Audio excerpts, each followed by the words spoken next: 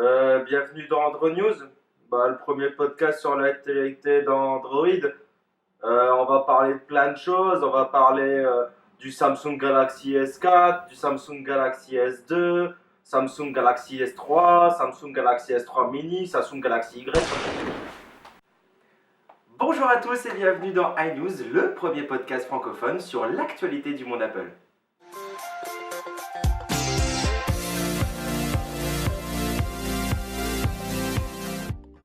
Comme prévu, Apple a annoncé pas mal de choses lors de la keynote du 22 octobre. Première partie, les chiffres. 9 millions d'iPhone 5S et 5C vendus, c'est le meilleur démarrage d'iPhone de tous les temps. 80% des tablettes dans le monde sont des iPads, ça fait à peu près 170 millions d'exemplaires vendus de cette tablette. iOS 7 a été téléchargé 20 millions de fois en 5 jours seulement, ce qui fait le meilleur lancement d'un OS mobile. Il y a 1 million d'applications disponibles sur l'Apple Store. De plus, 60 billions d'applications ont été téléchargées. Apple a donc reversé plus de 13 billions de dollars pour ses développeurs, mais combien Android a-t-il déversé pour ses propres développeurs ?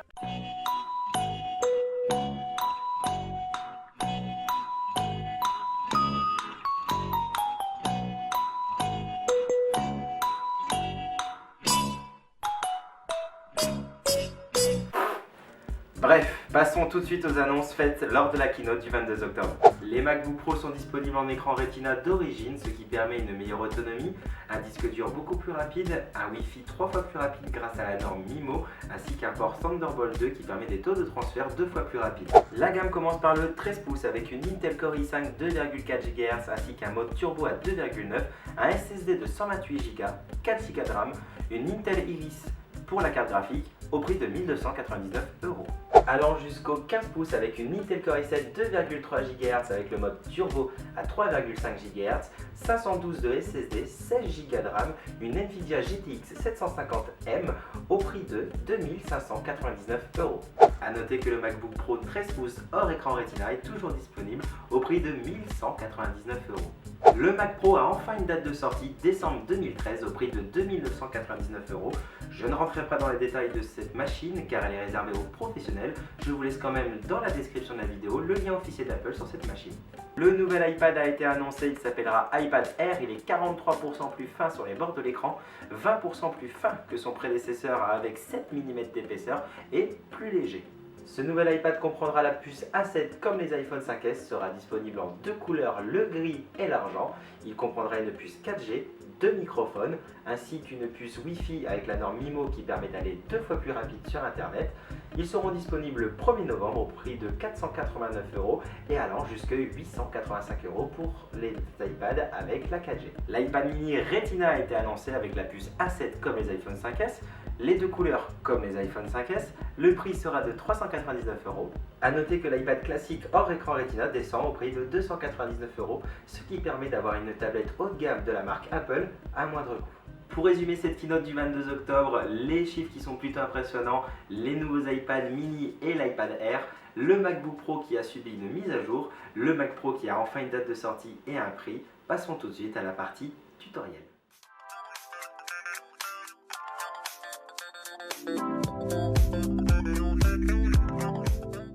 Comme dit dans la précédente vidéo, on va aujourd'hui utiliser un utilitaire qui s'appelle AirParrot qui permet de faire du AirPlay sur les anciens Mac.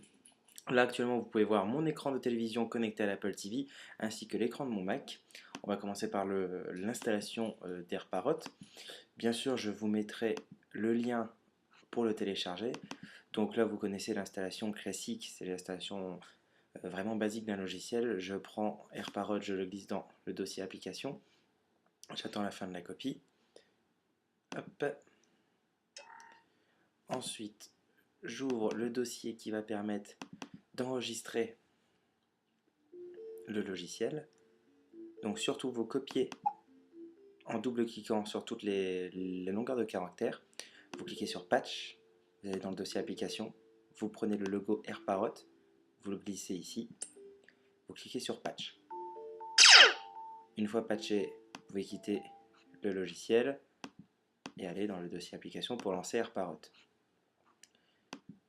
Une fois AirParrot lancé, vous copiez toute la série de caractères et vous cliquez sur Register. Voilà, le logiciel est enregistré. Maintenant, vous pouvez voir que si je clique en haut dans AirParrot ainsi qu'Apple TV, hop, mon Apple TV passe directement en mode miroir. Là, j'ouvre Safari, vous voyez, sur l'écran du Mac, en même temps que sur l'Apple TV, donc il y a une légère latence, ça s'affiche. Par contre, ce qui peut être pratique, c'est que vous pouvez faire l'extension de bureau. Dans ces cas-là, mon Apple TV se transforme en deuxième bureau, ce qui fait que je peux ouvrir Safari et voir vraiment le mode multi-écran sur Maverick. Là, je vais le déplacer, voilà. Je vais passer ici. Je vais le mettre même en plein écran sur l'Apple TV.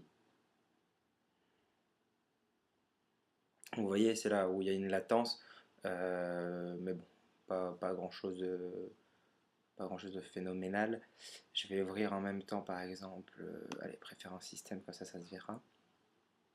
Si je fais un Mission Control sur mon Mac ici, ça ne bouge pas. L'écran de l'Apple TV ne bouge pas. Hop, et on voit bien qu'ici, je peux créer un nombre de bureaux illimité, tandis que sur l'Apple TV, ça n'en crée pas. Et inverse, si je vais sur l'Apple TV, derrière, je peux créer un bon nombre de bureaux. Donc c'est là qu'on voit vraiment le multi-écran de Maverick. Encore une fois, si je coulisse sur mon Apple TV, c'est vraiment les bureaux de mon Apple TV qui changent et non pas les bureaux de mon Mac. Imaginons si je suis sur Final Cut ou After Effects ou des choses comme ça, je peux vraiment avoir comme s'il y avait deux Macs de connectés sur chaque écran. Tuto très simple aujourd'hui, mais qui peut sauver pas mal de monde si les Macs ne sont pas compatibles avec l'AirDrop officiel, on va dire, d'Apple. AirParrot peut être une bonne alternative. Voilà, l'épisode de iNews est terminé. Il a été très court pour la partie tuto, mais la prochaine fois, on va certainement assister au déballage du nouvel iMac 2013 que je vais commander normalement cette semaine. Donc la prochaine fois, ça ne sera pas un tuto, ça sera plutôt un déballage, un unboxing, comme on dit nos amis anglais, et ensuite un test, surtout sur la partie jeux vidéo, car apparemment les nouveaux Mac peuvent faire tourner des jeux vidéo en ultra haute qualité. Sur ce, restez connectés et passez une bonne semaine.